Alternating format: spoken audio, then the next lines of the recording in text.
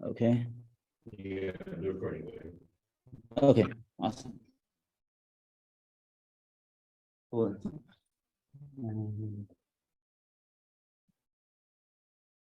Uh,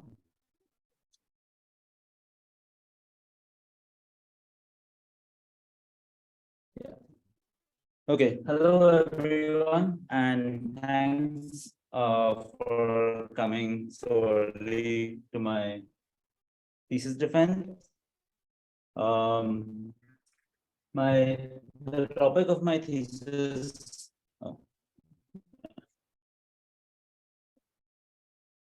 Oh, oh no.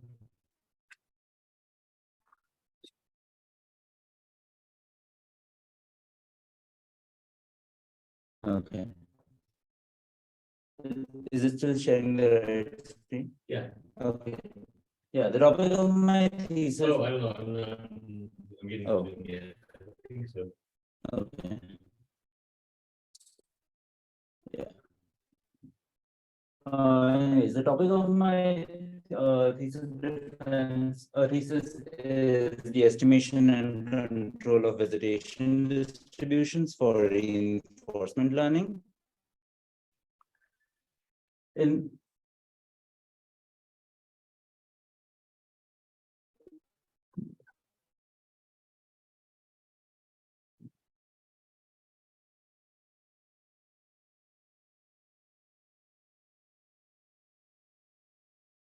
Yeah. Yeah.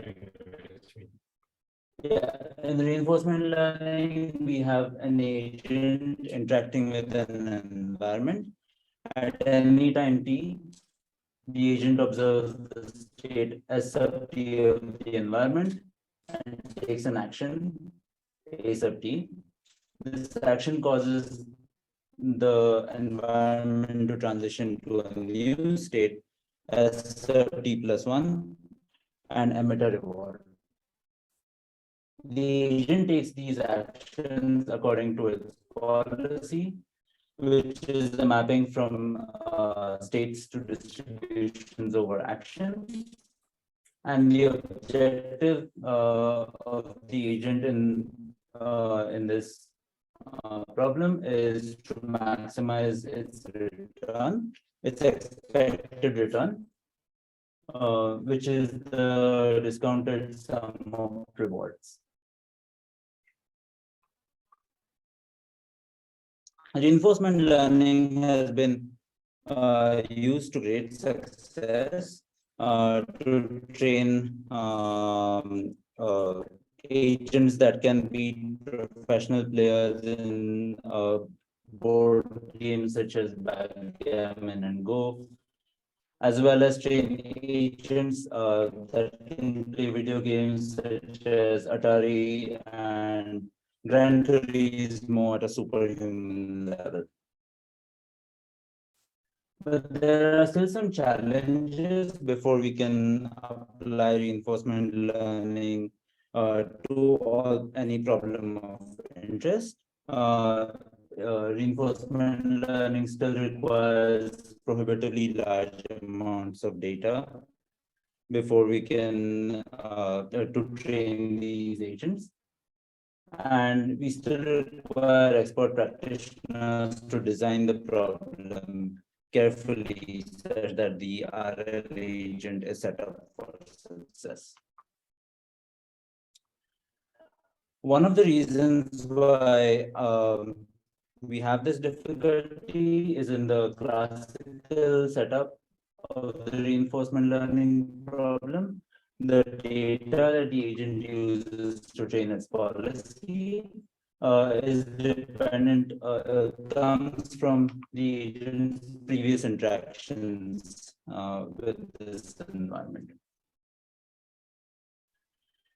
And the changing, as the agent's policy changes, this data distribution changes.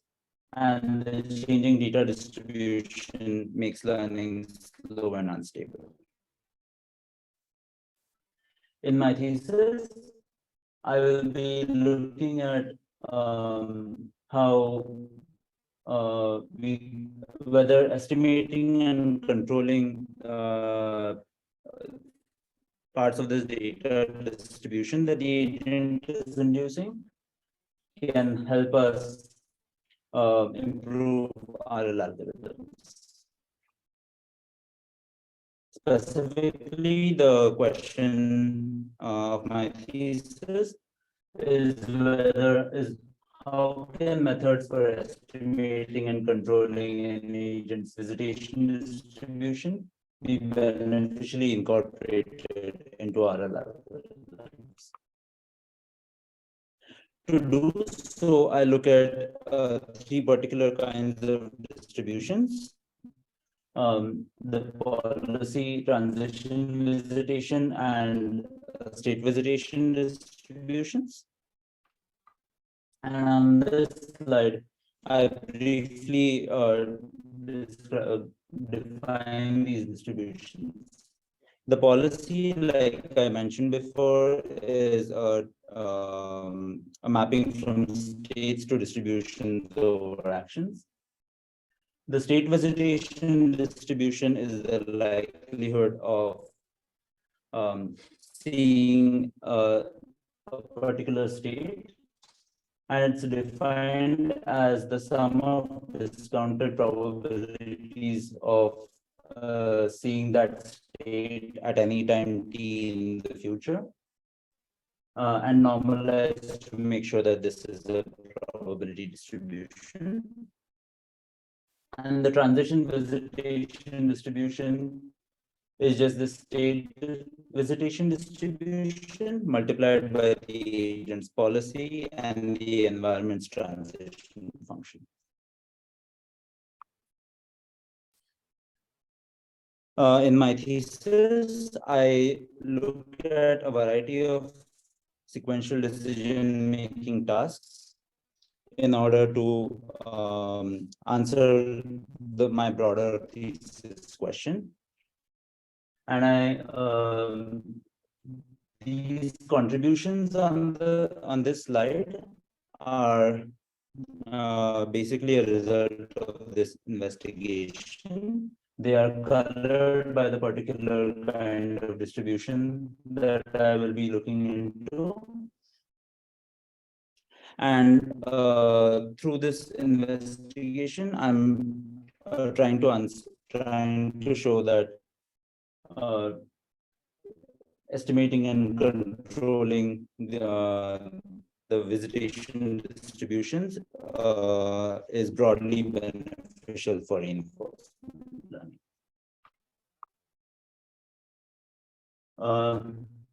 Each of these contributions, I've highlighted on this slide the chapters in my thesis where these, in which these contributions can be found, if you're interested.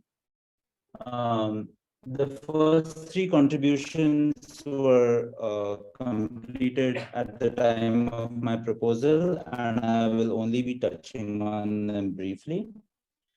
I'll be focusing the majority of my talk on the last three contributions. And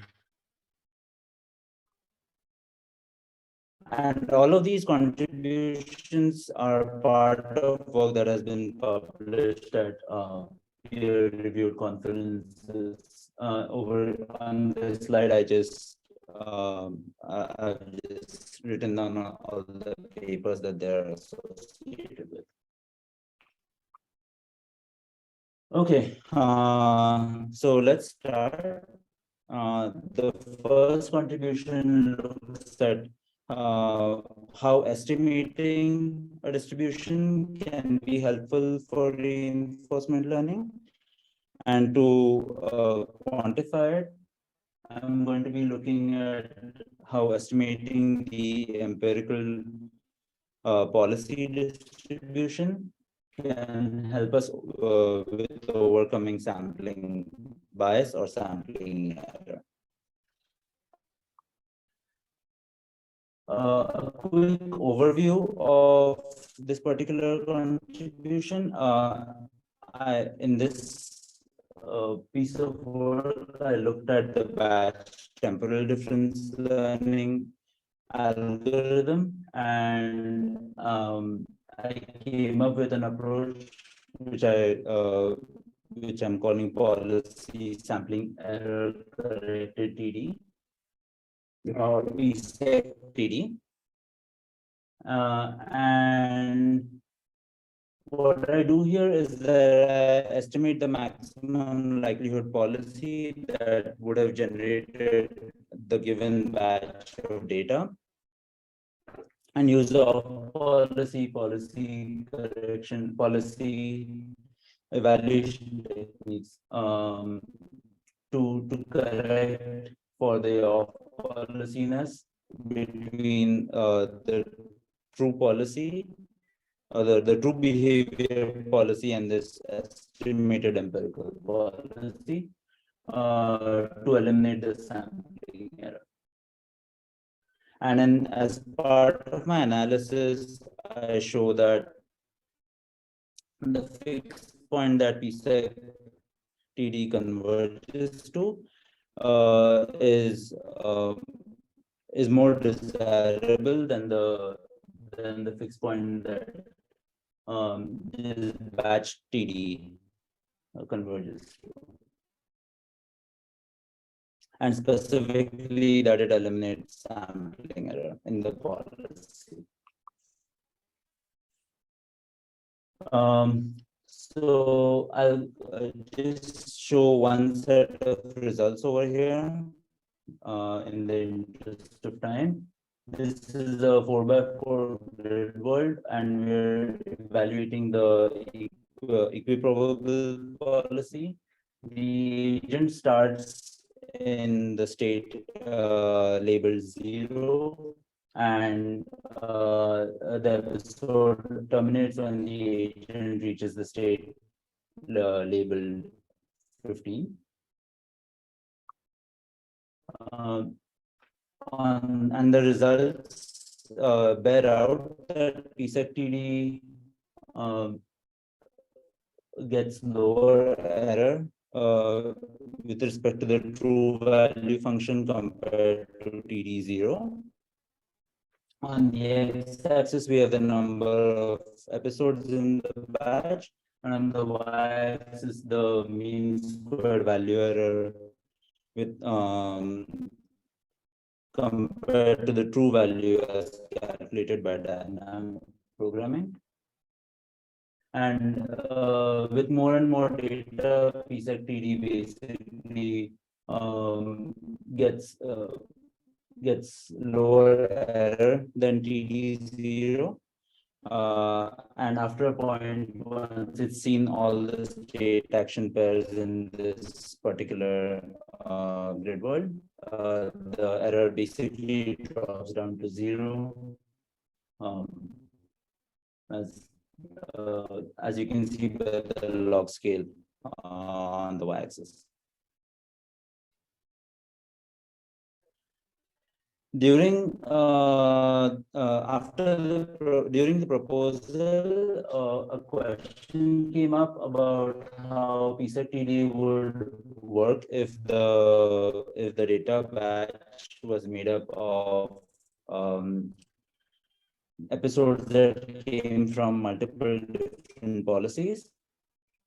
And over here, I'm laying out some of the preliminary results of this investigation that could lead to potential future work. So with this batch that comes from episodes from multiple policies, the behavior policy estimation still stays the same. We still want to estimate the maximum likelihood behavior policy. The only we just need to make sure that the policy class that we use to estimate this policy is expressive enough to be able to express the maximum likelihood policy. And the main question here comes to what the evaluation policy should be, because we want the policy that will have the same returns as executing each of the constituent policies of the batch in the proportion that they appear in the batch. And in my thesis, I've derived how we can come up with this evaluation policy, but I'm just listing down the formula here, which is based on the state action visitation distributions of each of these policies, weighted by the proportion in the batch. Okay, so now we have our framework. I do this evaluation again on the same grid world, and I'll be using two policies to sample and include in this batch. One of the policies goes right until it hits the wall and then goes down from that point until it gets to the termination state, and the other one goes down from the start state and then goes right. But these policies are soft, so that they have some likelihood of visiting all state action pairs. And on this particular figure, I'm just plotting out the state visitation distributions of both of these policies, where the size of the bubbles indicates the likelihood of that policy visiting that state. And the results over here largely bear out similar the overall results that we expect from PSEC-TD, in that once we see enough data, the PSEC-TD error with respect to the true value function drops down to 0. But there is some discrepancy amongst two variants of PSEC-TD in how they compare with respect to TD before all the state action pairs are seen.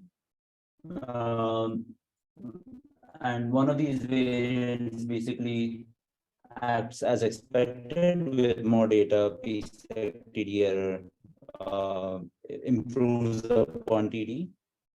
But then the other variant, where the important sampling correction is on the TD target and not the TD error, we see that the error is more than TD0, and I have some speculation for why that is, but I think it bears more investigation and is an avenue for potential future work. A quick summary of this particular piece of work. We are estimating the empirical distribution of the policy and using it to eliminate sampling error. I show in the analysis that PSEC-TD converges to a more desirable fixed point compared to TD0.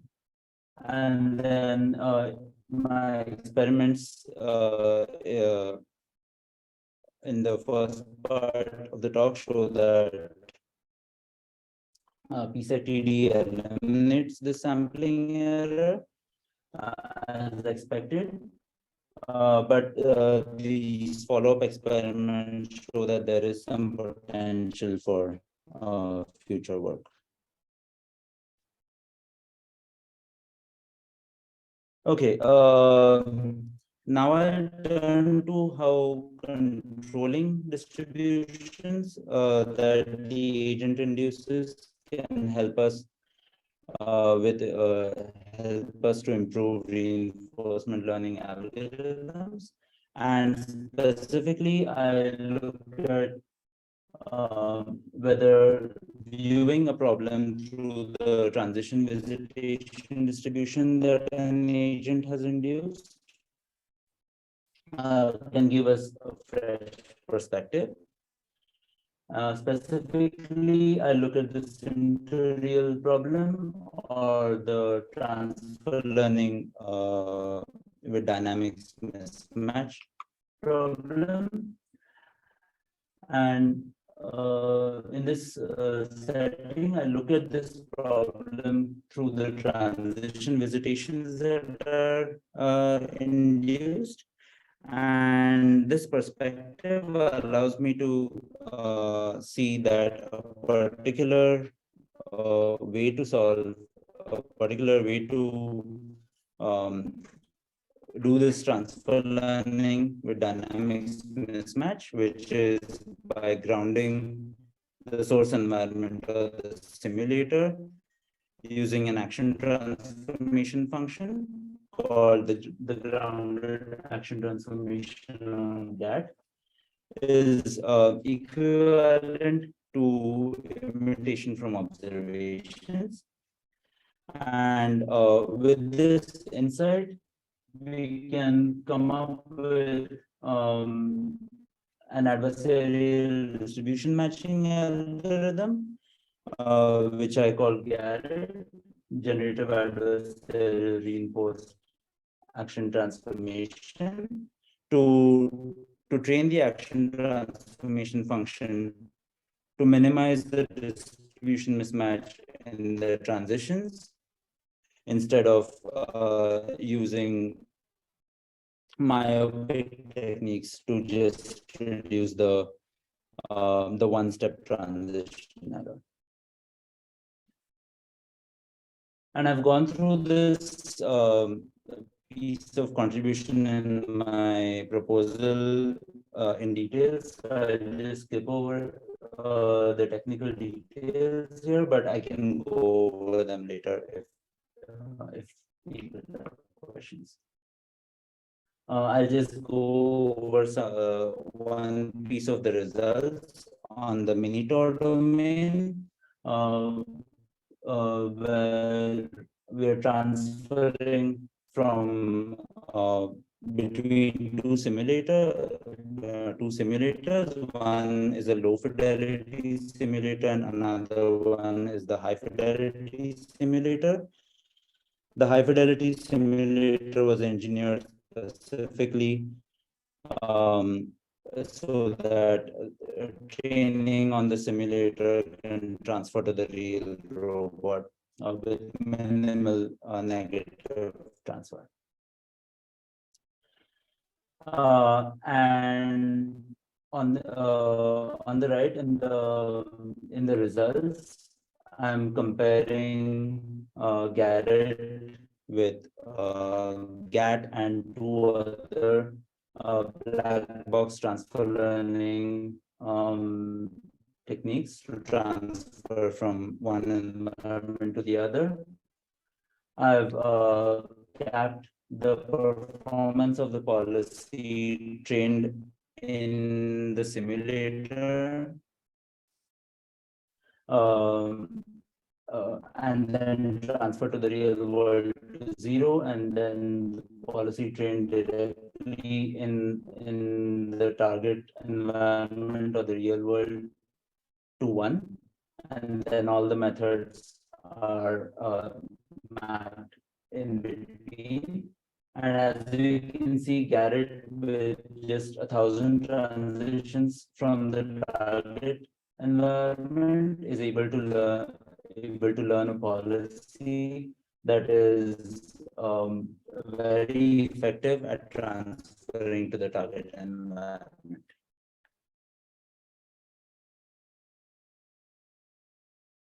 Okay, cool. So that concludes the part of my contributions that were done before the at the time of the proposal, and I'll now go over the parts that I've completed since.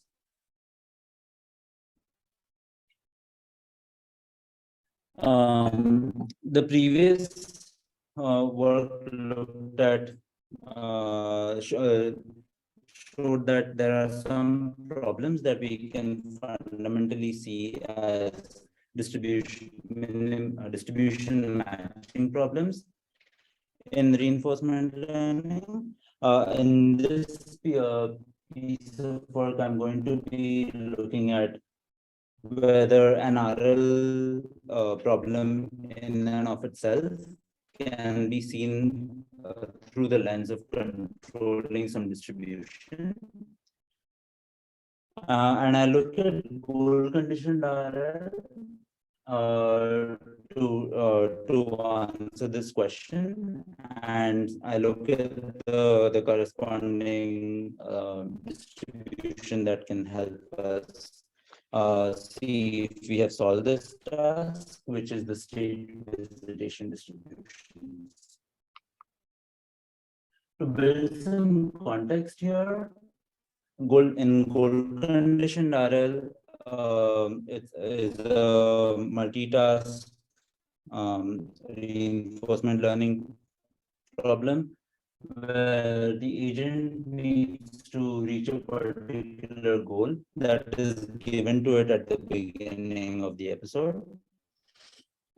In this example on the right, in this grid world, where the bold black lines are walls that the agent cannot get through. The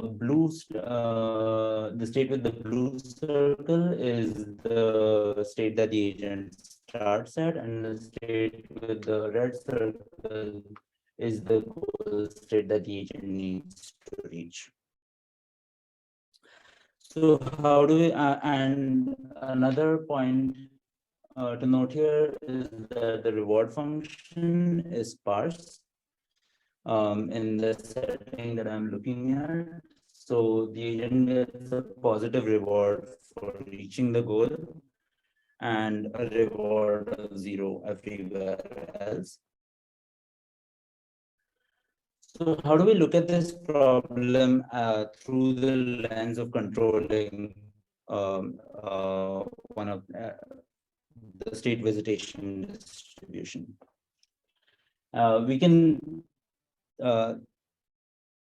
simply frame it as another problem of minimizing distribution mismatch. And over here, I set it as the target distribution as a direct distribution at the goal, which is shown by the red bubble at the goal state. And the agent state visitation distribution is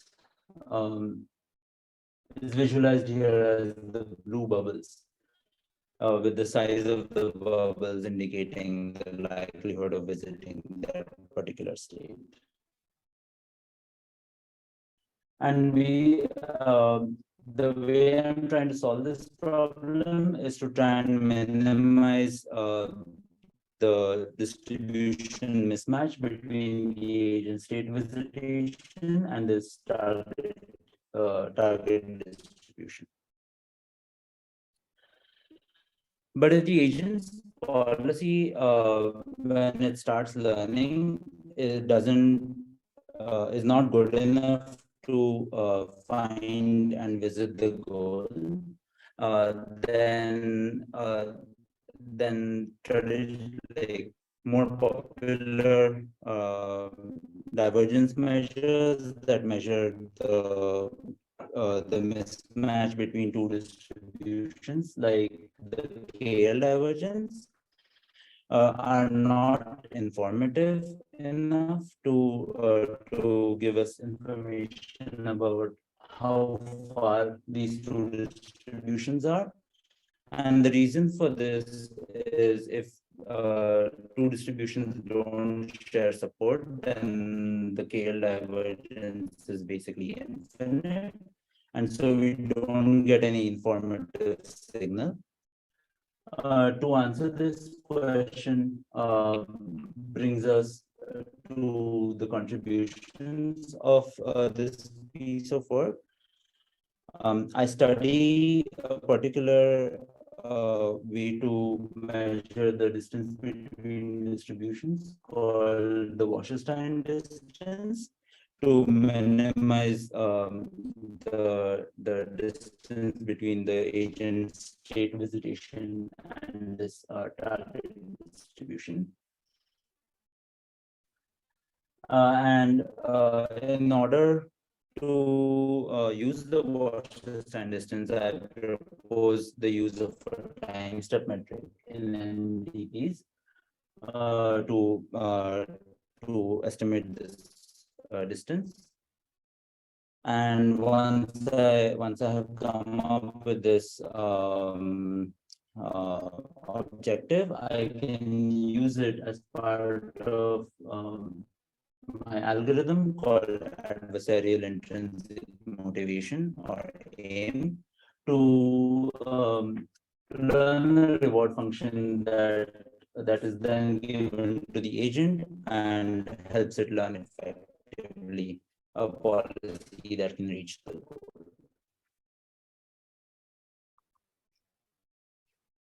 A quick overview of the Wasserstein distance.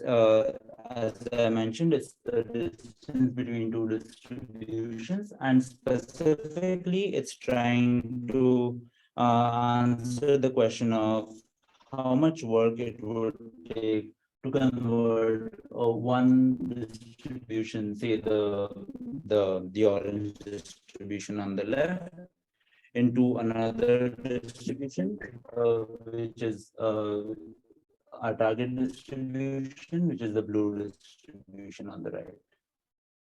And this work is measured in terms of a ground metric, which I've labeled as D over here. And specifically, it's sort of measuring how much effort it would take to move one unit measure, one unit of probability measure from one distribution to the other.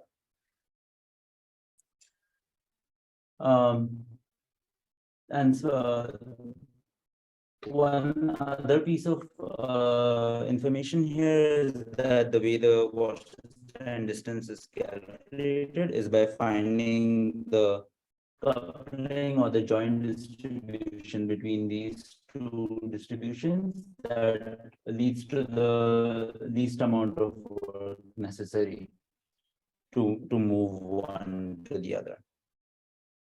And finding this coupling is in and of itself a hard problem. So instead, we turn to the dual form,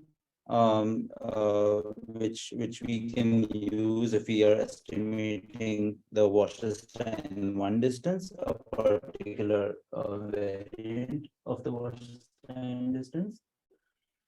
And to estimate this distance using the Cantor-Ridge duality, we can simply find a potential function such that the potential difference between the source and the target distributions is maximized.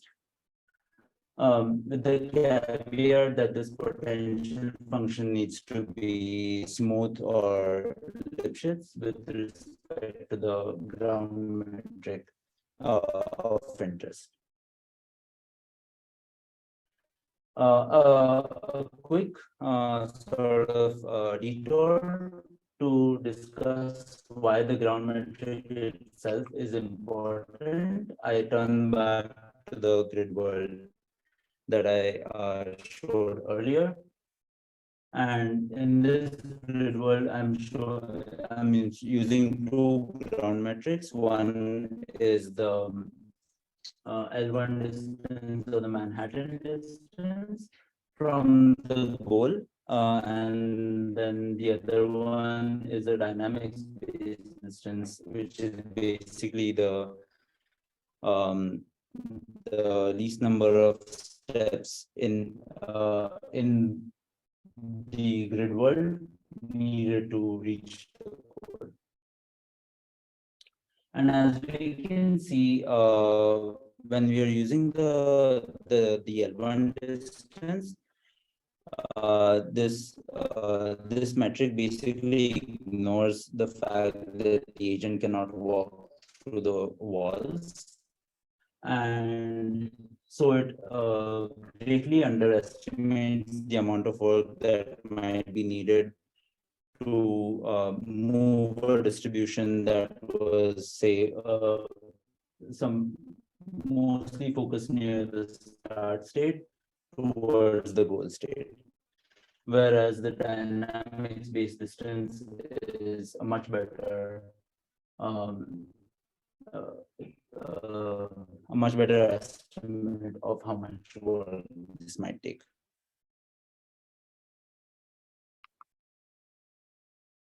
However, most previous work in machine learning kind of uses the L2 distance between the features that are given as the ground metric D. So for better estimation of the amount of effort that is needed to move distributions or control distributions in MDPs or in reinforcement learning, I propose the use of a time step metric D, which is basically the expected number of time steps to go from a state X to a state Y when following policy Y.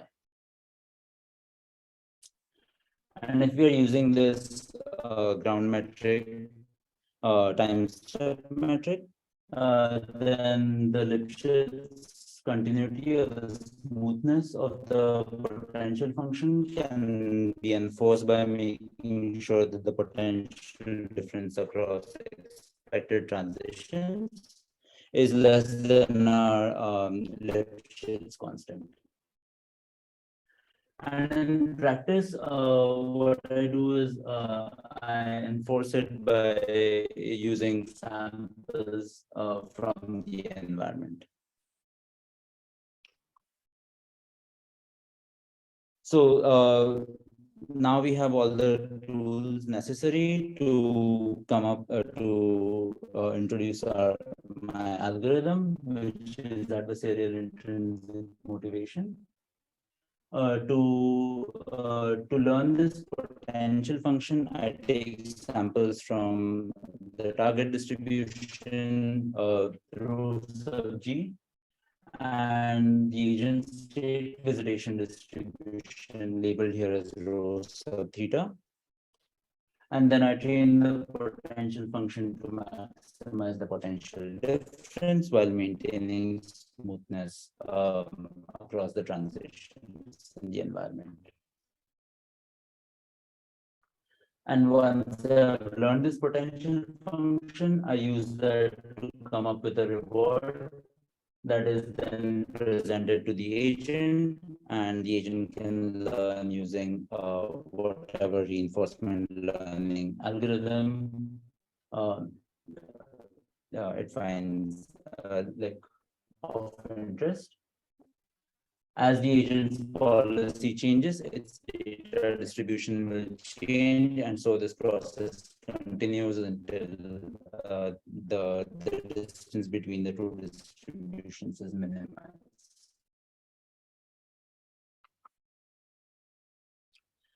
Okay, as part of these contributions, I've also done an analysis of how learning with aim compares to learning with the sparse environment reward. And I've done this analysis both in the discounted setting and in the undiscounted setting, which I'll be going over now. In the discounted setting, um, my analysis basically shows that the value of any state under the discounted reward is lower bound by a function of the time step metric, and the gap between these two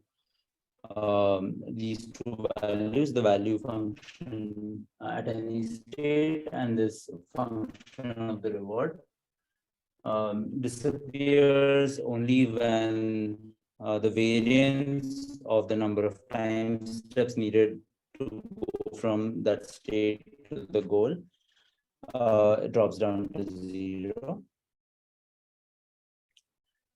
And since the optimal policy is deterministic, we can come to the following conclusions: that if the transition dynamics of the environment are deterministic, then the policy that minimizes the Wasserstein distance using aim is the optimal policy in this goal condition MDP.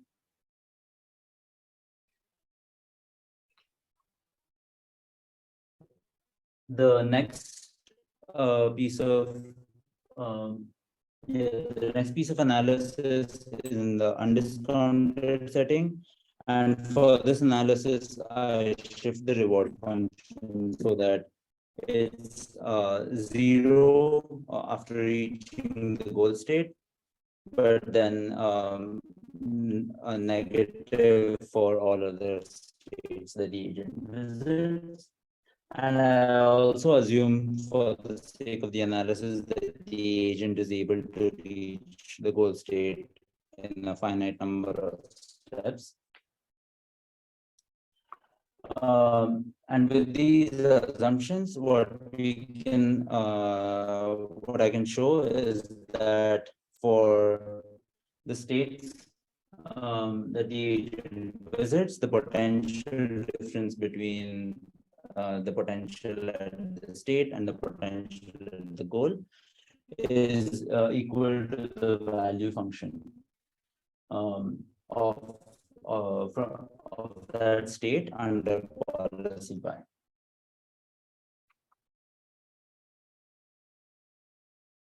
Okay, now I'll quickly go over some of the experiments here. In the same grid world that I showed earlier, I'll be going over some illustrative experiments, and then I'll go over some more complex domains.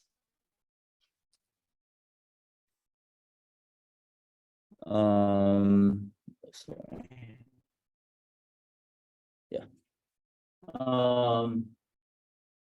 In this particular example, yeah. In this particular example, the features, I'm not using a tabular domain. I'm giving the XY coordinate of the agent as the features over here. And I'm using soft Q learning as the underlying RL algorithm. On the right, the GIF that's playing is showing the shape of the reward function over the first 100 training iterations.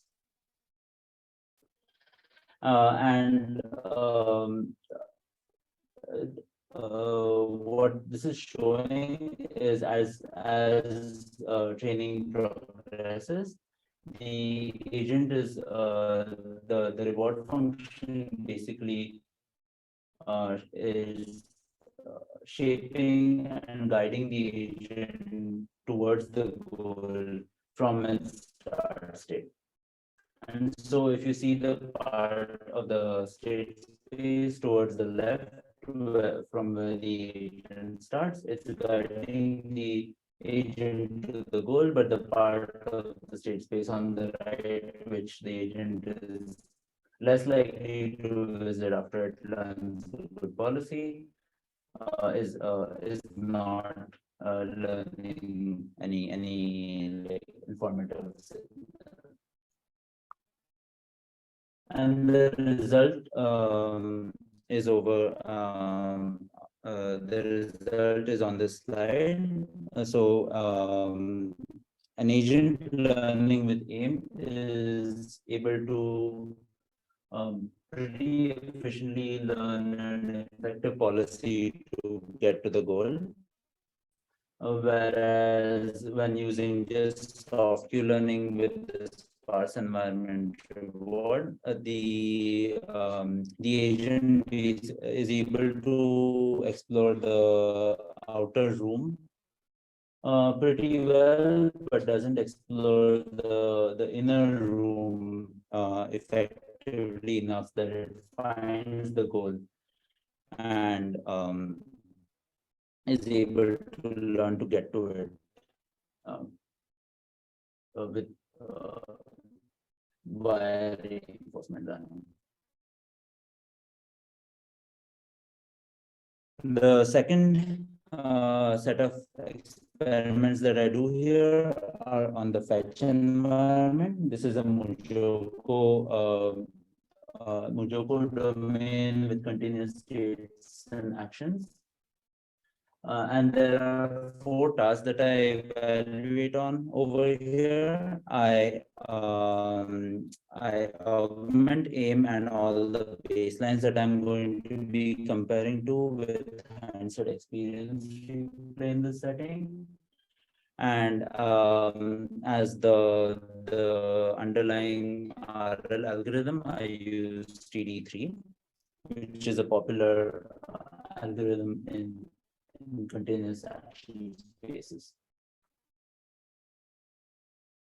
The baselines that I compare to are as follows. I use the sparse environment reward as the first baseline, and then the negative L2 distance between the end effector and the goal, or the object of interest and the goal position for that object. In this particular domain, since there are no obstacles and the actions are continuous, this can be equated to an oracle reward. The distance, then the next 3 baselines are basically 3 different perspectives on how AIM might be helping the agent learn and comparing to comparable methods here. One is that AIM might be essentially learning, like uncovering the underlying distance function in the environment. And so I compare to a method where we learn the distance via regression using Monte Carlo rollouts. I call this MC plus R plus HER. Then another perspective is that AIM is helping direct the exploration of the agent using by trying to minimize the distribution mismatch. And so I compare to a more general exploration baseline, which is random network exploration. And then the last perspective is the most straightforward one of minimizing distribution mismatch. And so I compare to Gale whether target distribution is coming from trajectories relabeled with hindsight, similar to hindsight experience treatment.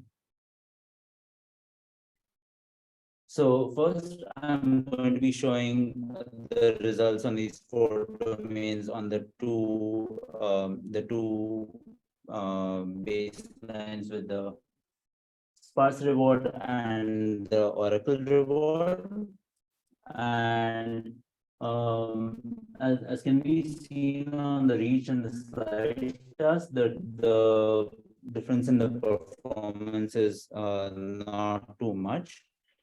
And so I'll just draw attention to the push and the pick and place task, where the oracle reward does much better than using the sparse reward.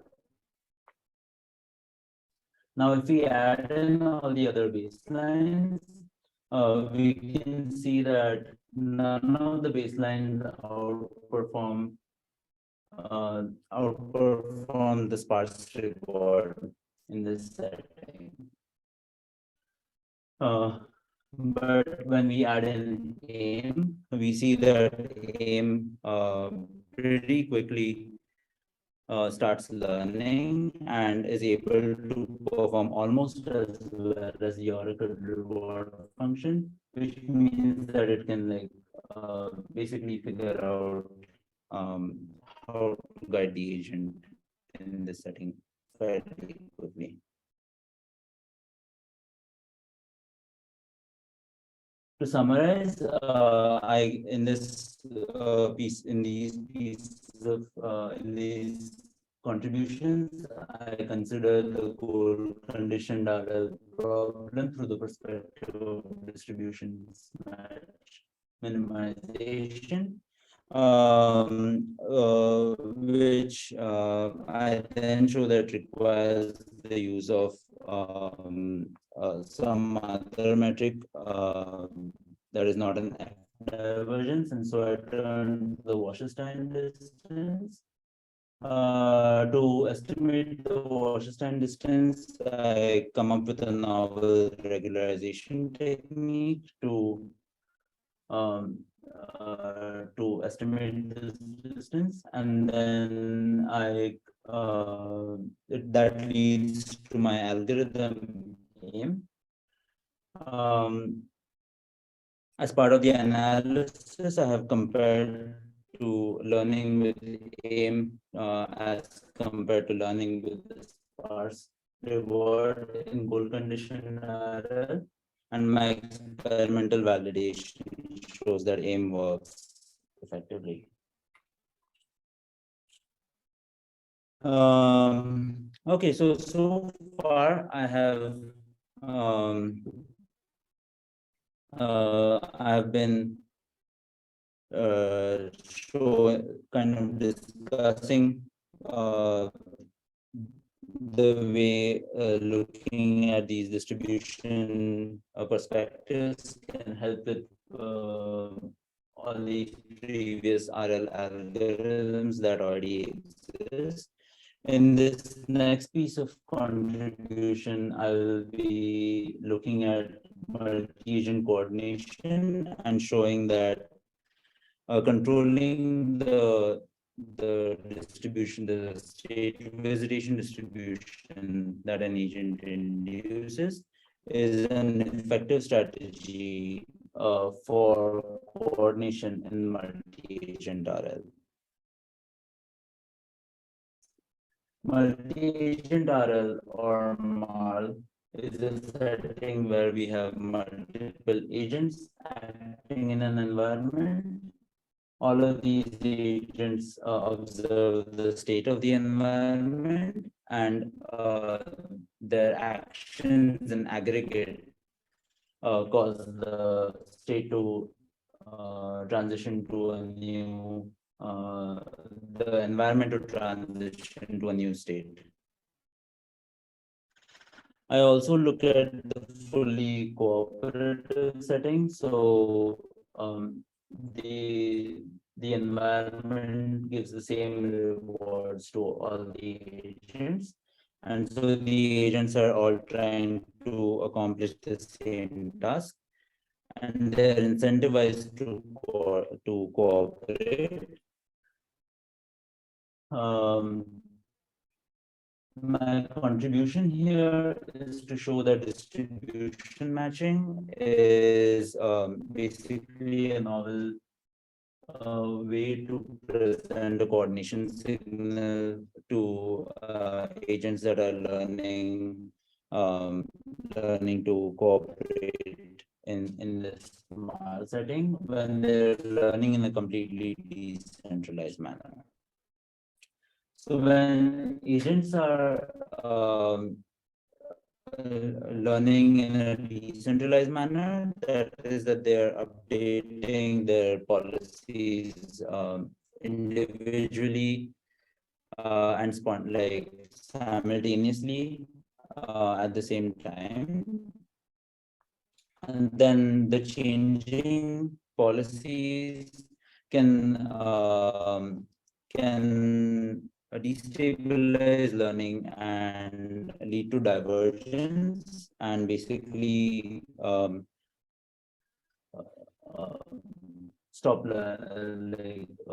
destabilize learning. There are some strategies that have been used to overcome this sort of recent instability in decentralized learning in multi-agent RL. The first approach that can be considered is to just have a fully centralized learning mechanism. So you Saying this, oh.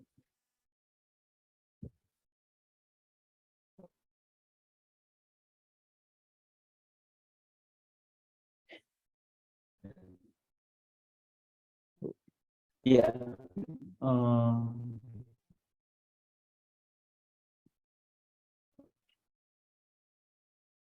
The first method is to just have a fully centralized policy, where a single policy is basically controlling all the agents as like different arms of the single policy. But this is not an interesting multi-agent setting, and as we increase the number of agents, this approach will quickly not be able to scale. Another approach is to use some sort of centralized coordination mechanism during training, but then like at deployment time, have the agents act independently. And this approach is called centralized training and decentralized execution, or CTDE.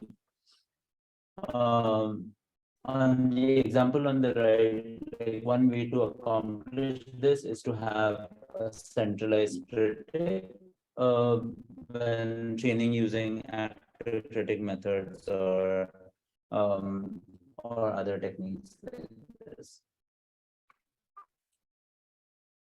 And then the last approach that I'll talk about here is to introduce a communication channel so that the agents can communicate amongst themselves and learn to coordinate while they're learning, while they're training.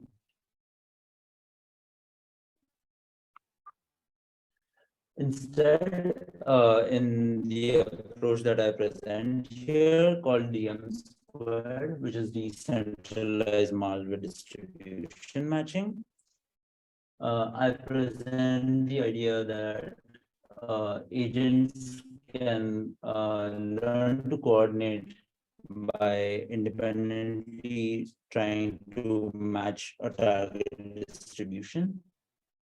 And this target distribution then acts as the coordination signal.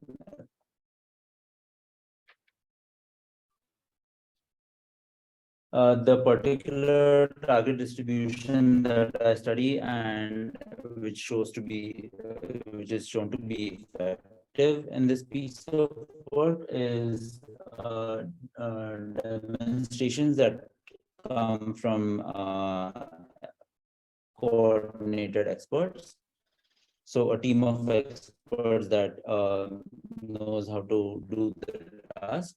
If we take demonstrations from them, then this approach is effective, where each agent then tries to stay close to the target distribution induced by its corresponding expert.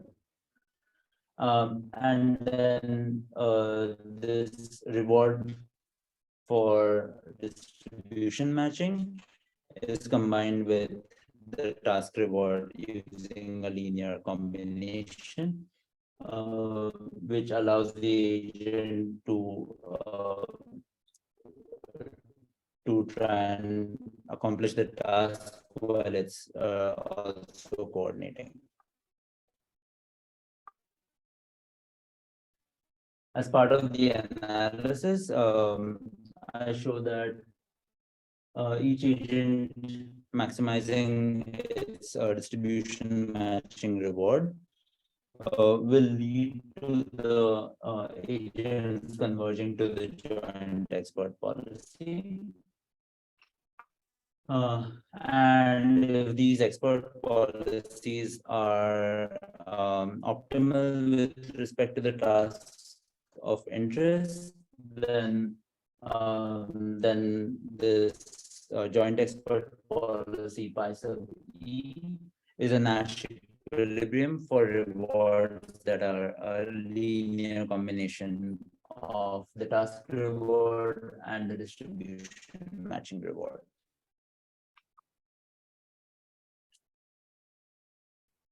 In the experimental evaluation, I will be looking at the StarCraft multi-agent challenge. And the experiments that I show here, I'll be showing two of the particular tasks that I looked into. The baselines that I compared to are first a completely decentralized baseline, independent PPO, where each agent is basically learning using the PPO learning algorithm. And then two CTD baselines, QMix, which is a variant of Q-learning for multi-agent RL, and RMAPPO, which is a CTD version of PPO. Like I mentioned, they both have a centralized coordination system during training, and so these will be an upper bound that we will try to match when we're seeing the results. And then finally, another variant of DM squared that can be compared to see the effectiveness of the target distribution that we are using is one where we use past trajectories that have done well from the agent's own experience as target distributions, and this can be seen as self-imitation learning. So that's the variant that I compared to to see the effectiveness of the target distribution. DM squared itself is implemented using IPPO as the decentralized learning methodology. And as I mentioned, the demonstrations come from experts from experts who know how to do the task, and specifically I look at demonstrations sampled from IPPO and QMix agents that have been trained on this task previously, but I sample these demonstrations at different levels of competency to see how the quality of the demonstrations affects learning in this setting. Okay, cool. So I'll now start going over results. I'll introduce them one by one. So first of all, on this slide for these two domains by two tasks, 5v6 and 3SV4Z, I show the IPPO and the CTD baselines. IPPO is the brownish line, and then the orange and yellow lines are QMix and RMA PPO respectively. As can be seen, IPPO takes longer to learn compared to the CTD baselines, and also as can be seen in the 3SV4Z runs, it sometimes fails to learn itself. Then I add in the self-implementation learning approach. So the agent is learning using it's doing DM squared using its own previous trajectories, and as can be seen, this sometimes works exceptionally well, but can fail sometimes. And this is because if the previous trajectories that the agent sees don't give it good examples of how to accomplish the task, then it doesn't have good target distributions to latch onto, and so the quality of the target distribution matters. Next, I introduced DM squared with two sets of demonstrations from previous IPPO agents at different levels of competency. And I show here that DM squared helps the agent sometimes learn faster, and also it can surpass even the quality of the demonstrations that is being used. The possible reason here is that the demonstrations are helping the agent coordinate, whereas the task reward is helping these agents figure out what tasks to accomplish. And then finally, I add in DM squared with QMix demonstrations at a higher level of competency to compare to. But another thing to note here is that QMix is trying to learn a deterministic policy, and so the kind of policy that we are learning here is slightly different. And even in this case, DM squared is able to learn effectively.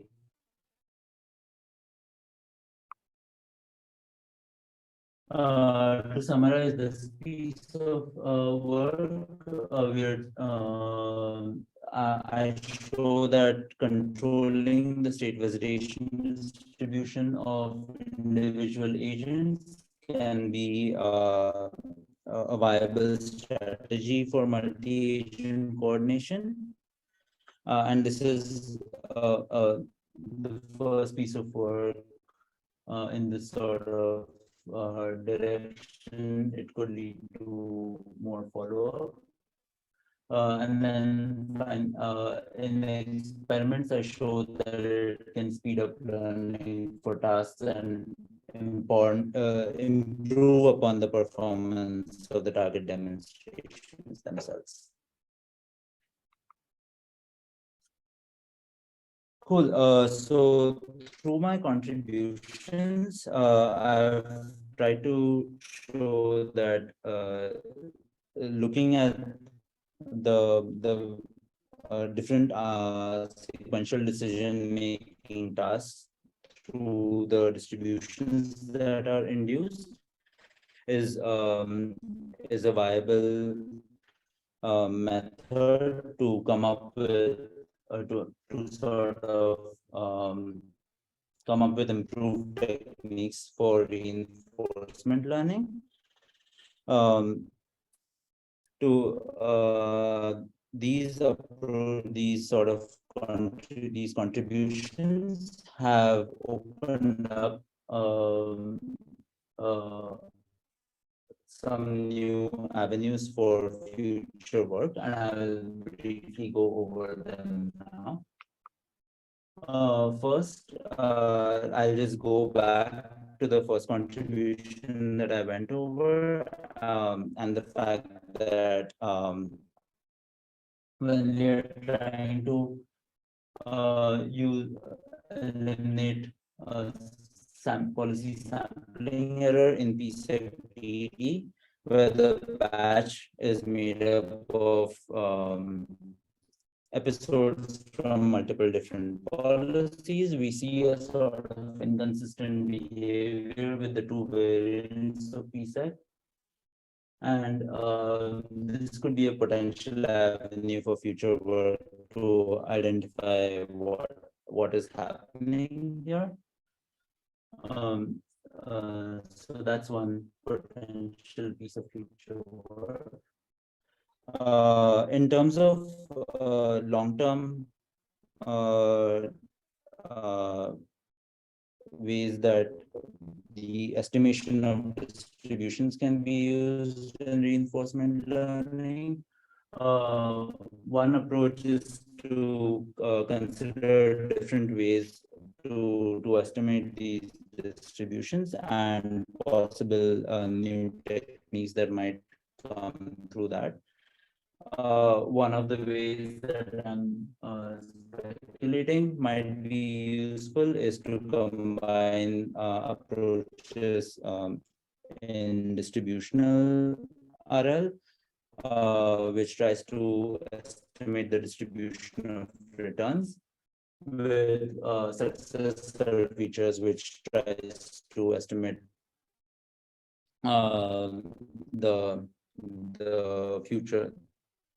discounted future states that the agent might visit. And another piece of long-term future work is that I have focused on a particular set of techniques to control the agent's visitation distributions, but we are also seeing more recent more techniques to control and estimate distributions such as diffusion and more sophisticated density estimation techniques, and the quality of the techniques might impact how estimation works, and might lead to new ways to accomplish different tasks in the other direction that I have focused on is to minimize distribution mismatch. And Garrett in particular has shown that learning an action transformation function can be seen as a distribution mismatch problem. So over here, I question, like, can we look at other problems in reinforcement learning through the same lens, or other sequential decision-making problems themselves? As a piece of follow-up, I've started recently looking into whether behavioral cloning can benefit from trying to minimize different distribution mismatch approaches. Like, instead of can we use other like other F divergence measures to for the objectives in behavior cloning. And similarly, we can look at other different perspectives here. One potential avenue for long-term research that I have laid out in my thesis is learning the dynamics model of the environment through the view of minimizing transition visitation mismatch. So basically, if we learn a dynamics model of the environment and try and execute the agent's policy in using this dynamics model, we can compare the transition visitation distribution using the model with the transition visitation distribution induced in the real environment, and try and minimize this mismatch as a way to learn a model that can be more effective and cognizant of the long-term effects of the transitions.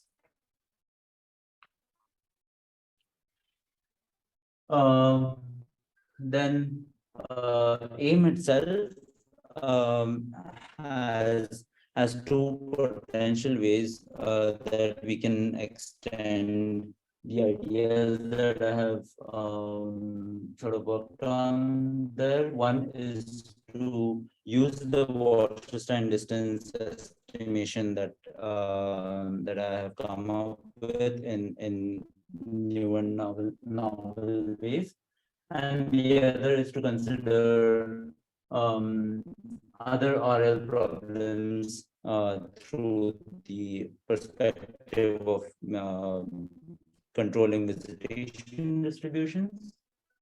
So in the short term, we can basically use AIM for as subroutine for other tasks, such as in exploration, if we need to get to particular goal states on the frontier of parts of the state space that the agent has already visited, then we can, then AIM is possibly a good strategy for that. But we can also extend AIM beyond goal condition RL for other task condition or multitask problems, such as maybe language condition policies and so on. Another piece of work that I briefly touched on during my proposal was to learn skills, which is like different behaviors that that can be learned in an environment independent of the reward, and trying to control the state, the visitation distribution, so that they try and maximize the coverage or maximize how far they can get from each other. Can be a valid method for learning these skills. As a long-term avenue for research, which needs more investigation, would be to extend aim to more general, like the general RL problem of sort of any reward function. And I've laid out a possible direction to sort of start investigating this approach in my thesis in the future section. And pertaining to the last piece of work of coordination multi-agent RL,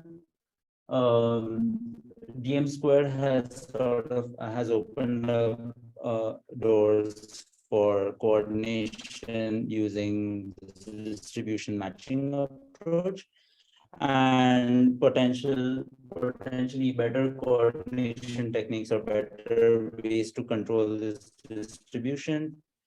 More investigation into what qualities can be are needed in the target distribution, and whether they have to be demonstrations or could be something else. Could be potential avenues.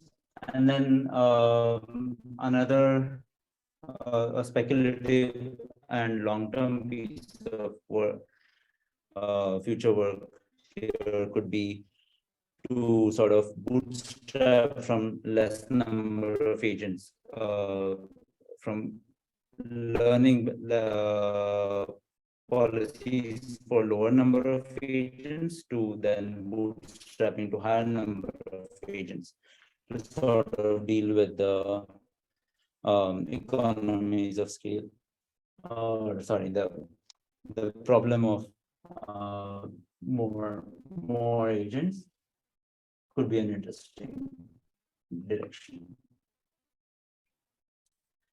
Finally, I wanted to touch upon some of the related work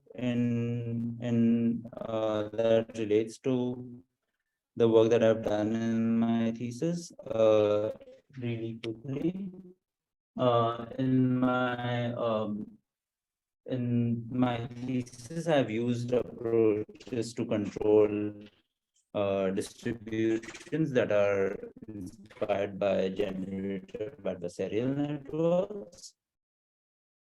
And this approach has been used to great effectiveness in imitation learning through GALE, which is generative adversarial imitation learning.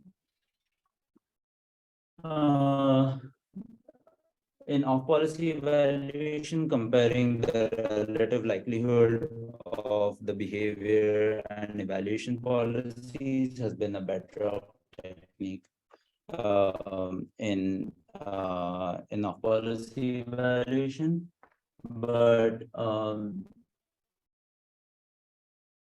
more recently, considering the state visitation and state action visitation distributions, has also seen a lot of success. Another sort of different approach that I touched on in my future work is distributional RL, which tries to estimate the distribution of returns that an agent induces instead of just estimating the expected return.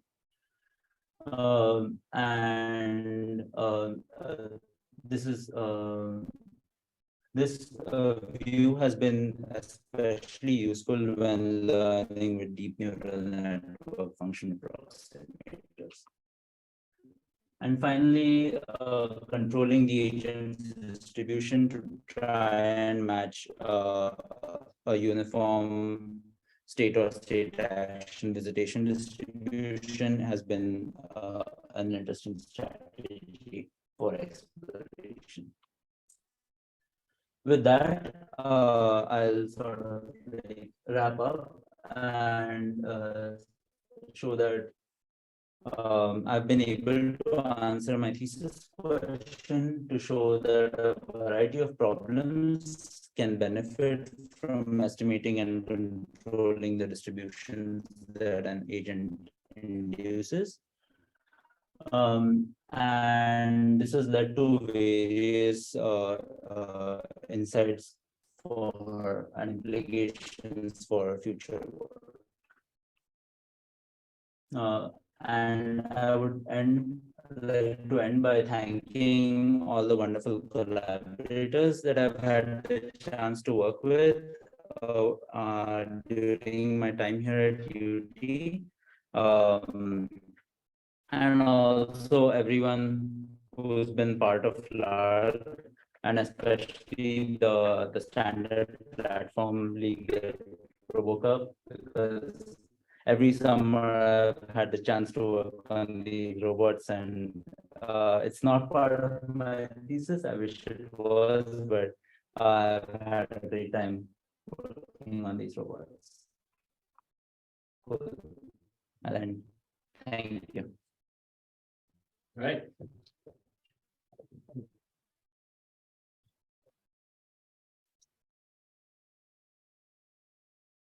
All right. Thanks, Ishan, for a good talk. So, in the interest of time, I suggest what we do is we'll do at least one round through the committee first, and then I'll open it up to questions from the general audience. I think there's some family members here if they want to ask the really hard questions. But we'll, and then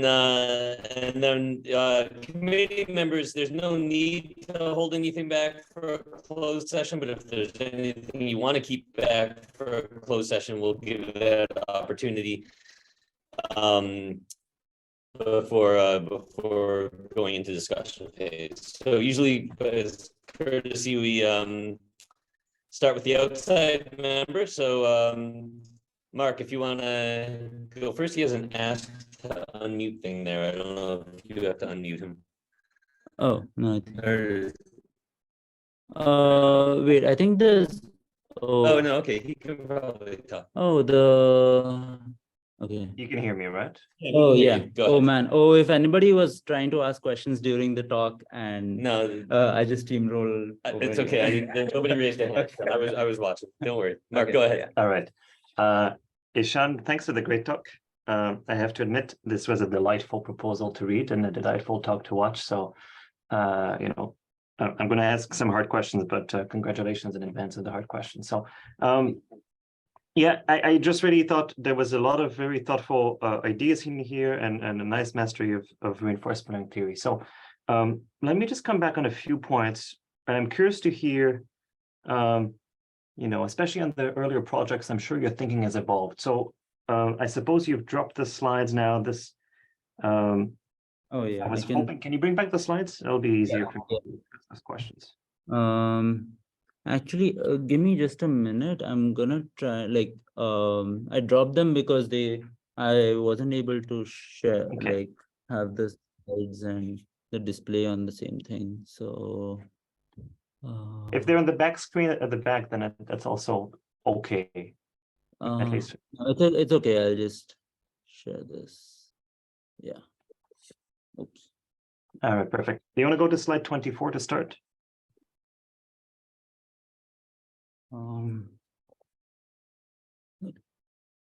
Slide.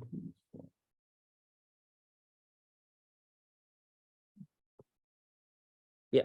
All right. Yeah, so let's talk about that graph on the right-hand side here for a second. And so, a graph represents a relationship between two variables. So the x-axis is your number of transitions and the right-axis is the performance. Yes. And I guess one thing that is a bit suspect about this graph, I'm curious to hear your thoughts about this, is the Garrett relationship is flat and possibly even going down a little bit. So did you run, do we believe the relationship is flat? Probably not. So did you run with fewer transitions and more transitions, and how does that look like? Yeah, so I haven't run with more transitions than more or fewer than this. It is sort of maybe going down a little bit, and one reason I speculate is, so when we're learning an action transformation function, there is a limit to how much it can change the transitions, the transitions in the source environment, because it's basically changing the actions as they are being presented to the to the environment. And so there's a limit to how much we can change the transitions, and perhaps the difference between these two environments is large enough that with more data, it's trying to the action transformation policy is perhaps trying to do too much. The action transformation policy was a Gaussian in this case, and so if the ideal transformation function is maybe multimodal, or it's or even it's not able to accomplish the task of completely matching the target distribution, then we could have, because of the adversarial framework, some instability.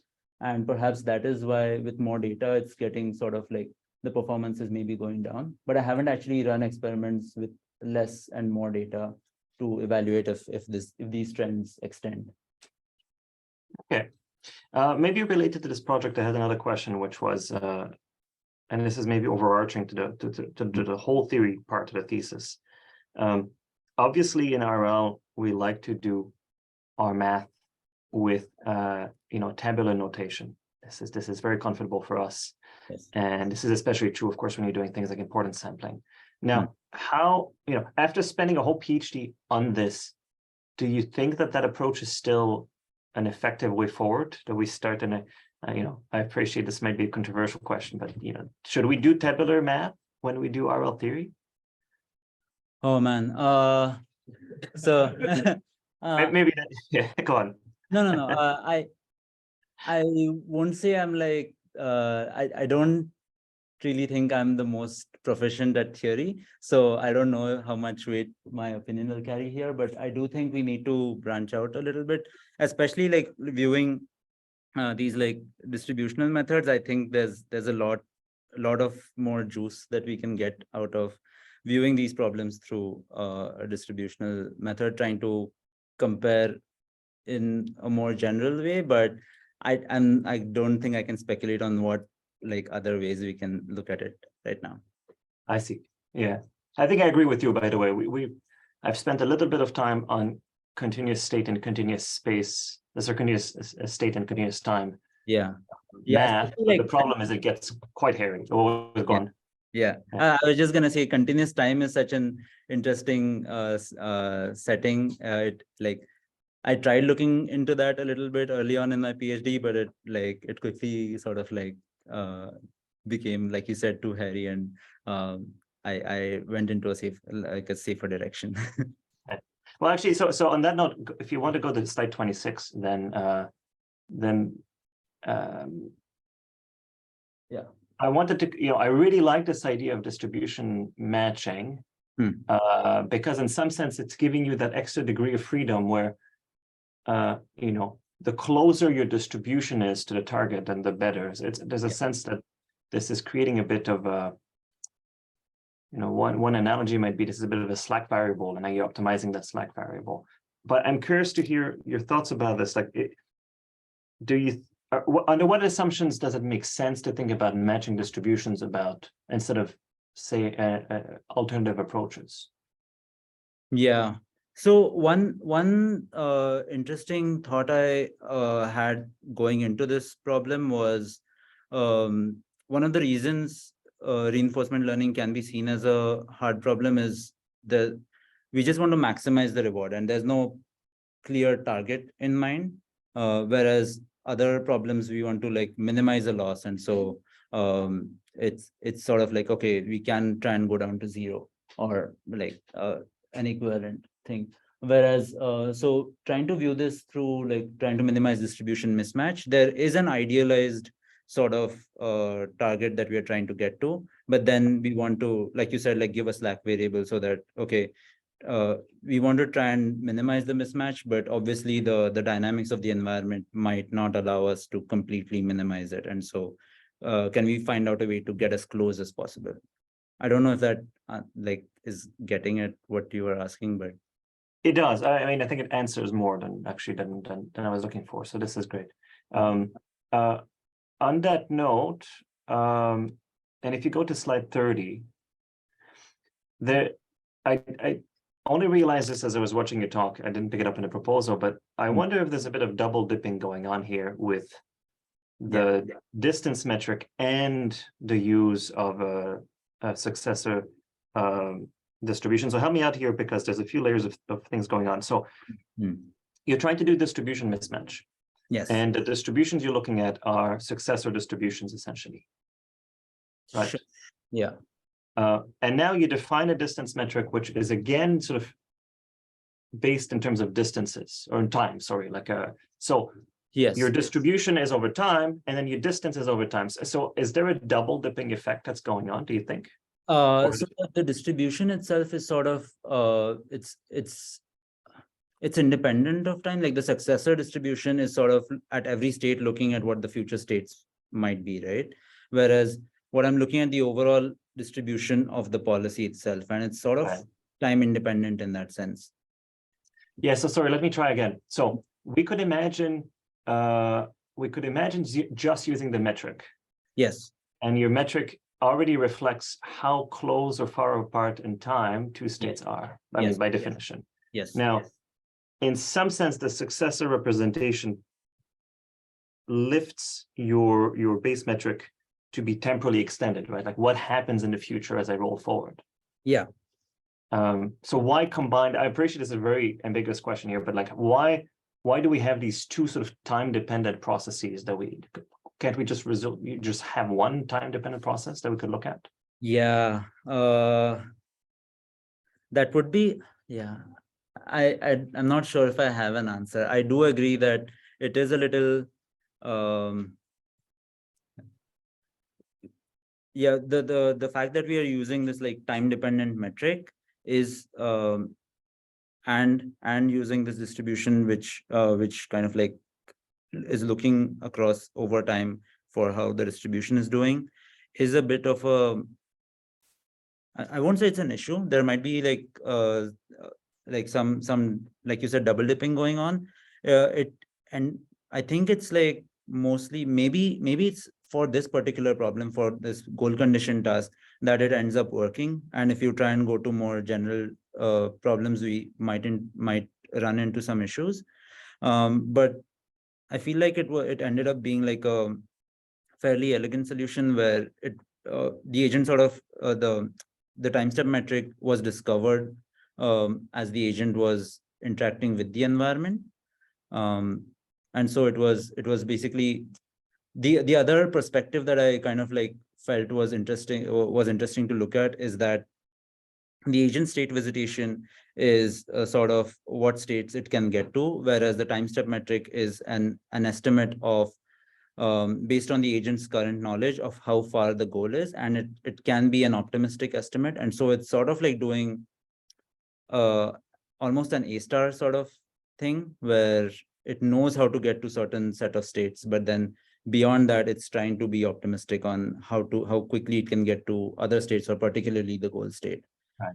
I mean, I appreciate time is sticking. So, I mean, here's a different way to ask this question.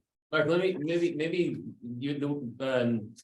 another way to ask your question, and this I like the way you're asking this, but so Ishan, you started with trying to do distribution matching, and you found it wouldn't work without adding in this dynamic space distance. Yeah. What if you had gone the other way? What if you started with dynamic space distance? If you had to correct that dynamic space distance measure, would you also need to do distribution matching, or can you get away with just that? Yeah. And are you starting with the correct one, or is it like, I mean, you, Okay, so in that case, yeah, for if like that's why I said maybe it's like a property of the goal conditioned RL problem, because if I knew the correct dynamics based distance and I was dealing with goal conditioned RL, then I would just give that as the reward because I need to get to a particular state. so then you don't need distribution matching. Then we don't need distribution matching. And I, as part of like you can reduce the Wasserstein distance in when the target distribution is a direct to just the expected distance from each of the like the expected distance from the agent state visitation to this target, or from individual states to the target, if like you're just trying to calculate the reward that you should be given. But yeah, I also feel like this view of trying to do distribution matching is slightly aspirational, and so I still feel like I would want to start with that view because it might lead to more broader implication. Just very quickly, Ishan, to finish that thought. So if you replace the dynamic space distance by a one-hot distance, where it's basically 0 if it's the same state and infinite if it's or like a very large number if it's not the same state. You try that and that didn't work, right? Yeah. Okay, so obviously both of these are needed in this context. Yeah. Okay, I think I could ask a lot more questions, but I really like those answers. So maybe I'll just stop here. And if there's a bit more time at the end, I'll come back on some more questions. Thanks, Okay. Ishan. Thanks. Great, let's go to any other committee member. Cheng, Scott, yeah, Phil, anyone? Sure, I guess I'll go. I guess I'm technically a 50% outside member. Yeah, go for it.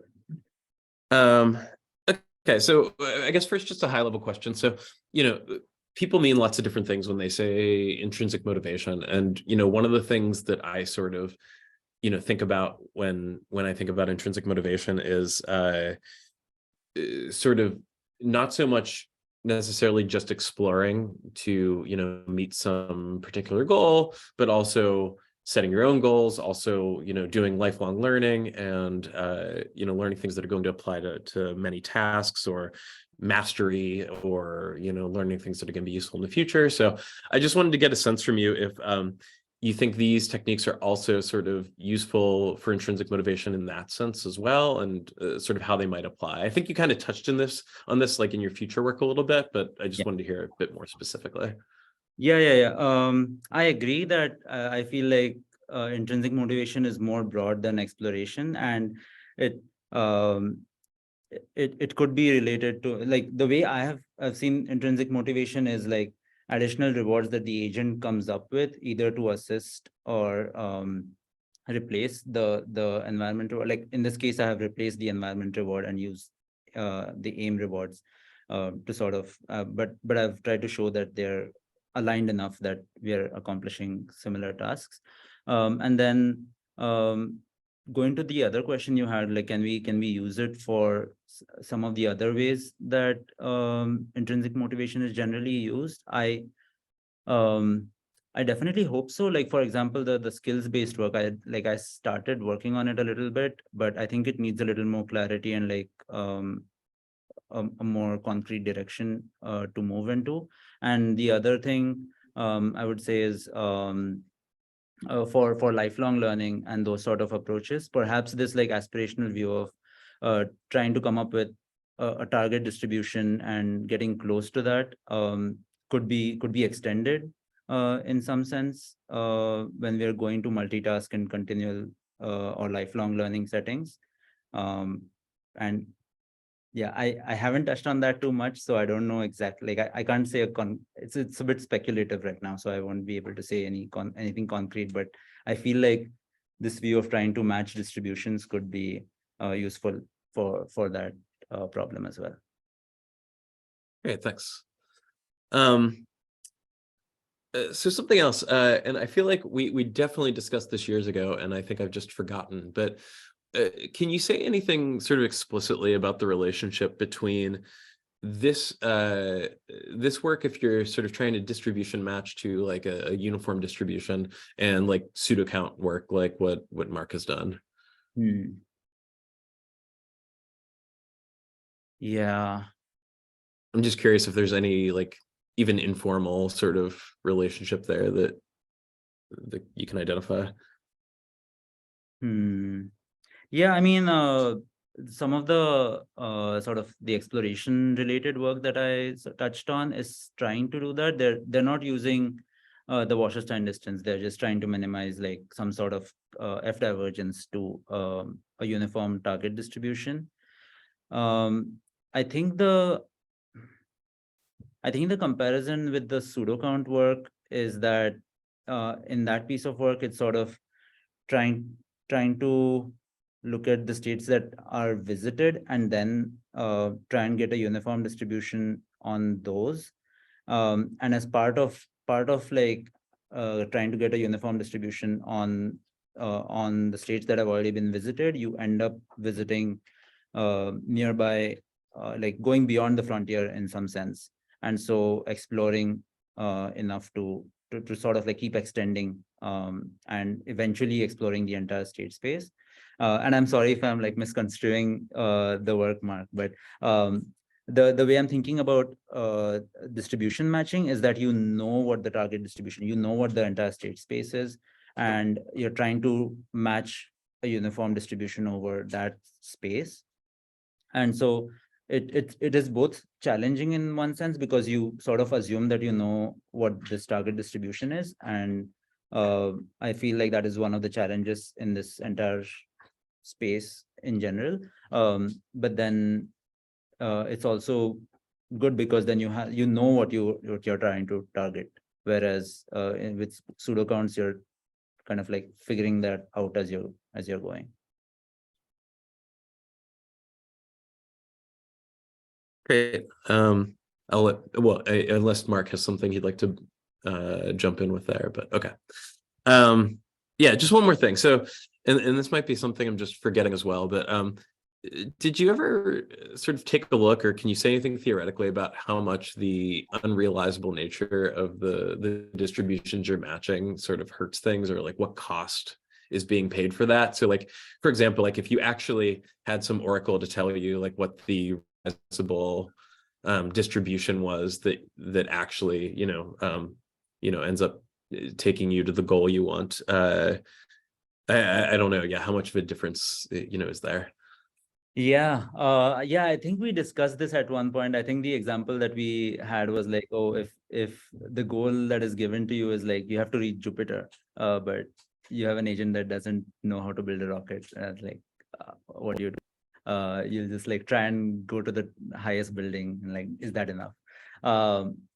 And yeah, I think it is problematic. And I think, yeah, if you knew the exact policy that is like just the distribution of the optimal policy, then matching that would be more straightforward. But then that's sort of like a chicken and egg problem. I think we also discussed at one point if like trying to solve like a long horizon problem, right? Like if you had a target that is close by, whereas a target that is really far away, how do you choose between those two and decide at what point you want to try and get to the target that is farther away? Right. I think these are all like interesting questions. I don't have a clear answer yet. I sort of like in this setting, I'm assuming that we are able to get to the goal. And so having this aspirational target means that we can eventually like figure out how to get there. But for example, if in the grid world, if the walls were on all three sides and the agent couldn't get to the goal, then what's the right thing to do? Is it just like get to the wall that is closest and stay there, or try and like maximize coverage around the wall? And I think it's like at that point, it sort of depends on how you're measuring how like what closeness is. Okay, thanks. That's all I got for now. I actually had a follow-up question on this. So do you think is there any structure in the state visitation distribution? Like, is it a free distribution? Can it be anything? Or is there sort of a specific structure that you need to try to match? So the Asian state visitation distribution as defined has a structure because it depends on the like the way I defined it was just the likelihood of being at any state at time t. But if you like, you can open that up, and then it's dependent on the probability of starting at a particular state, the agent's policy, and then the transition function. So there is an implied structure in there, but then that distribution, like the way I use the distribution in these settings, it could be any distribution in some sense. And so I don't think I can I haven't utilized the structure of these distributions implicitly. So Yeah. because I mean the fact that I agree with you that I think the state distribution actually is structured in some way, right? But then treating it as unstructured and trying to match an arbitrary distribution. One example of this is what Scott mentioned, right? If part of the space is not reachable, what's going to happen, right? But let's even look at the example here on slide 30, like the dynamic space distance, right? What would be the optimal policy that would give you a state distribution like the dynamic space distance? It's not the one that goes straight to the goal, right? Yeah. Yeah. In that case, you want like a uniform state visitation over all other states. Or maybe not. Oh, I see what you don't, right? Yeah, I see what you're saying. You want to see a distribution that is similar to what you're seeing with the dynamic space distance, the heat map. In that case, maybe you would want to start for the. Oh, sorry. Go ahead. Go ahead. No, I was gonna say maybe you want to start at all the states and then go to the goal with the optimal policy from any of those start states, and then you would get something similar. Yes. I think if you started from any state and then go to the goal, you would get something similar. But if you started from just the blue circle, right? What the optimal policy actually will do is it will meander around the goal a little bit, right? Yeah. Because it wants to visit those states more frequently, right? Yeah, and I was just wondering if there is, if you thought about this and if this is an issue and if you have thought about potential solutions to this. Yeah. Well, actually, like what happens with using this dynamic space distance as the ground metric is that you're right that the actual state visitation distribution won't look exactly like this. It will look more like this the state visitation distribution over here. And I think there might be a little more optimization that could be done here because this is a soft policy. And so depending on the start state, it will just try and get to the goal as quickly as possible. But like meandering a little because towards the end, because the potential function is high over there. I'm not sure I see a specific issue there, unless what you want is to have better coverage and try and match the state visitation closer to that heat map according to the dynamic space distance, in which case maybe you want to do something like the target distribution shouldn't be a Dirac at the goal, and instead you want like a softer distribution with maybe like some epsilon mass over all the other states. In which case, shouldn't the optimal policy in the end should just go to from the sort of the initial position to the target in the shortest, like along the shortest path, right? In the end. Yes.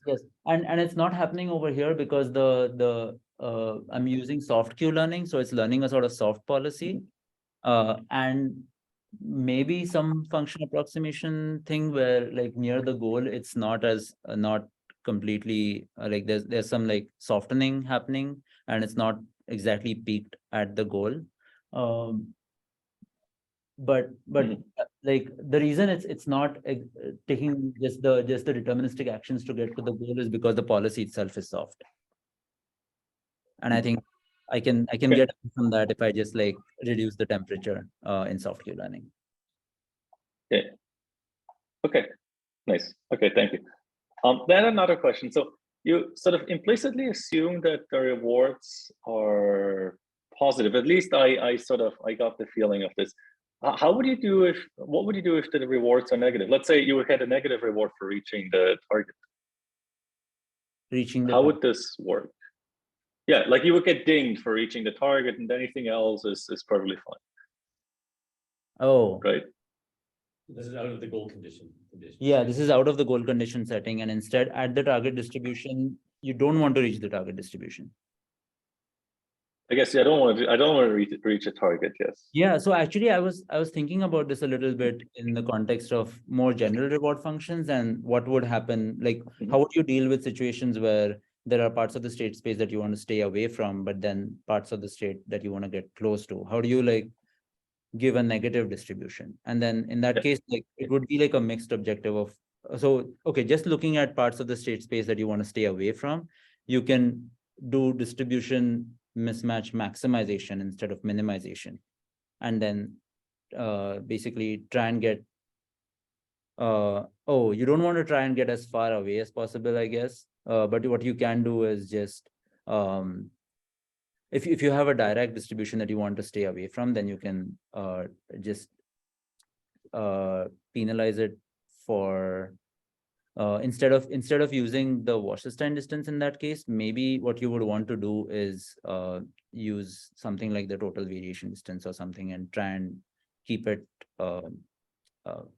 as far, like make sure that it never actually hits upon those states. But then for the more general problem of like you want to stay away from some parts of the state space and want to get close to some other parts, it would be like a mixed objective of, okay, try and minimize distribution to this particular target, whereas trying to maximize distribution mismatch to the one that you want to stay away from. But the question I have for this is, during training of the RL algorithm, do you actually want to stay away from the things that are negative? Like at some point, the policy needs to learn that, let's say, there is a monster that will eat you, that the monster will eat you, right? If like this is the negative goal, right? Yeah. So like, it's unclear to me that you actually wanted to, like the final policy that you learn should be biased away from it, but maybe they actually want to use the reward signal to learn to stay away, right? And then how would you sort of, I guess during training, bias that state visitation? Yeah, but the reason you want to experience these negative outcomes during training is so that you can figure out that ultimately you don't want to get close to it, right? And so maybe biasing the agent away from reaching those states is maybe like additional knowledge or domain knowledge that you're adding in, which ensures that the agent doesn't have to explore those parts. That's all. Like it's not that during training we have to experience negative outcomes. It's more that during training, experiencing those negative outcomes lets us figure out the consequences of those actions. And so if you can somehow feed in that information during using this sort of like this distributional view, then you can avoid avoid having to experience those negative outcomes. Okay, and I have one final question. So as far as I understand right now, the exploration policy and the policy you're actually learning in the RL algorithm, they're the same, right? Have you ever tried to decouple them? Yeah, that would be like, I mean, one way to think about it is the, like using offline techniques that, you use some exploration policy to kind of ideally like figuring out what the optimal, what the best state visitation or whatever is, so that you can learn an optimal policy. And I think there's a bunch of work that is trying to look into that. There is like, for example, in offline RL, there are some papers out there that look at what should exploration be for offline RL, for example. And I feel it's a little beyond my expertise because I haven't looked into those problems specifically, but I do know that those are interesting questions to look into. Okay, thank you. Those were all my questions. Okay. Okay.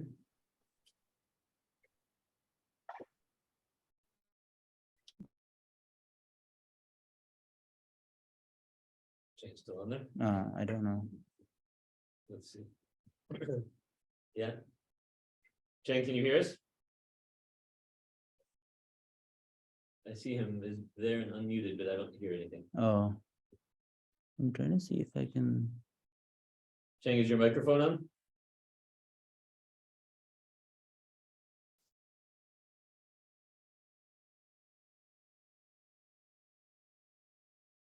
You want to, or if you want to chat a question, if you have any. Oh, wait, there we go. Oh, I heard you briefly.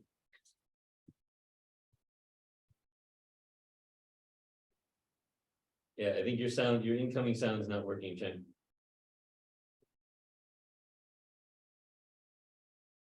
Okay, well, maybe while he's formulating, so I had gotcha. Can you go to slide 40? I had a note that I wanted to ask something about slide 40, but it might have already been covered by. oh, there's some- oh my God. Whatever. Yeah. I was trying to.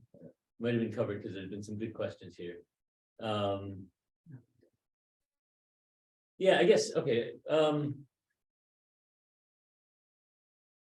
Yeah, I think, yeah, people have already asked some good questions here, and Phil, we'll get to you in a second. But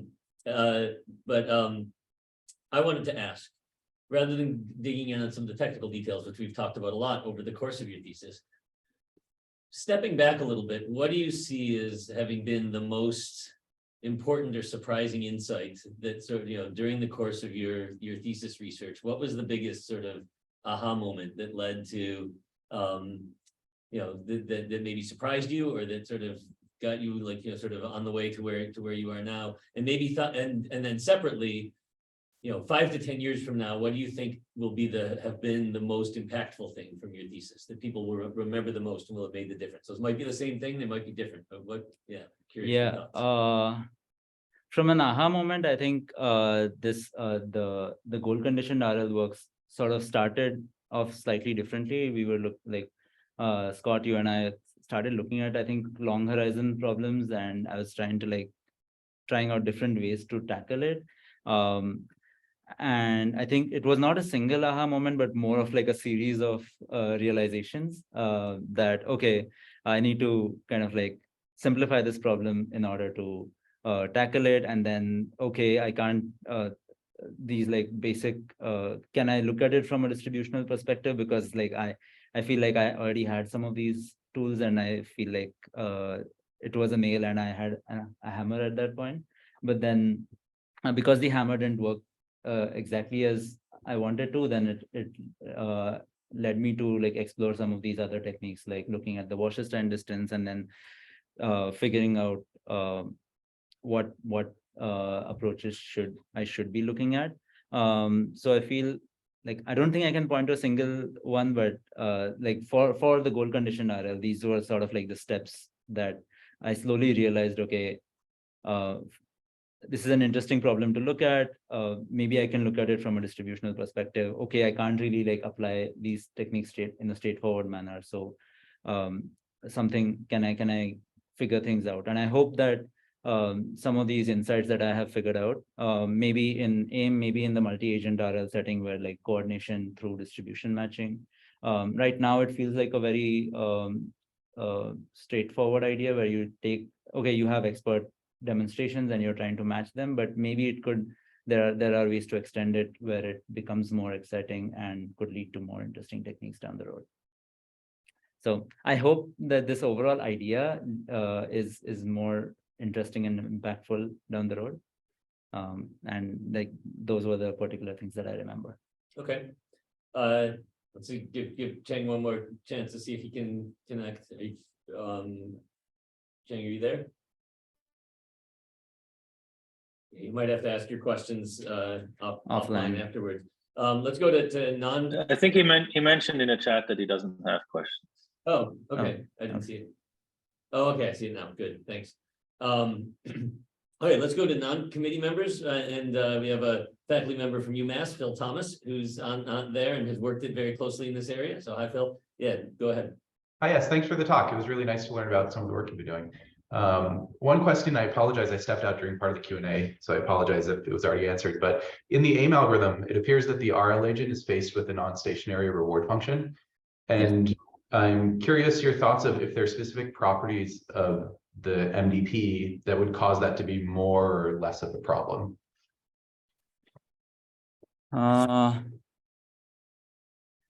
Yeah, the reward itself is non-stationary. I think the way I've approached it is that when I'm looking at the analysis, I'm at that point I kind of fix the reward and then try and see if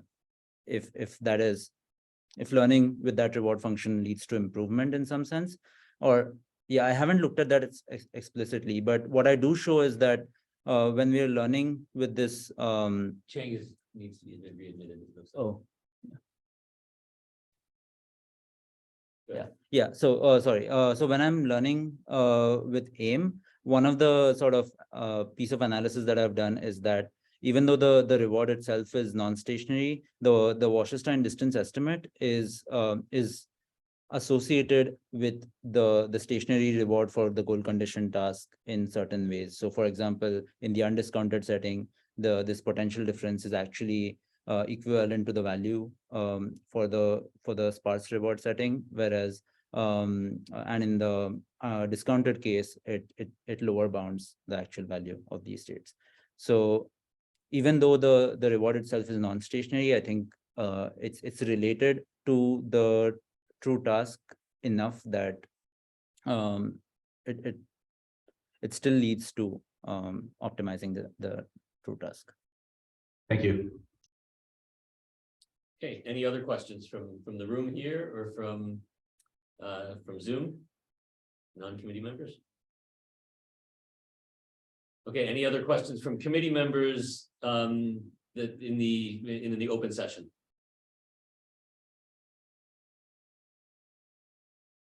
Okay, then in that case, let's ask everybody who's not on the committee to leave Zoom and leave the room. And Ishan, you should stop the recording. Yeah. We can maybe thank him one more time for a good talk.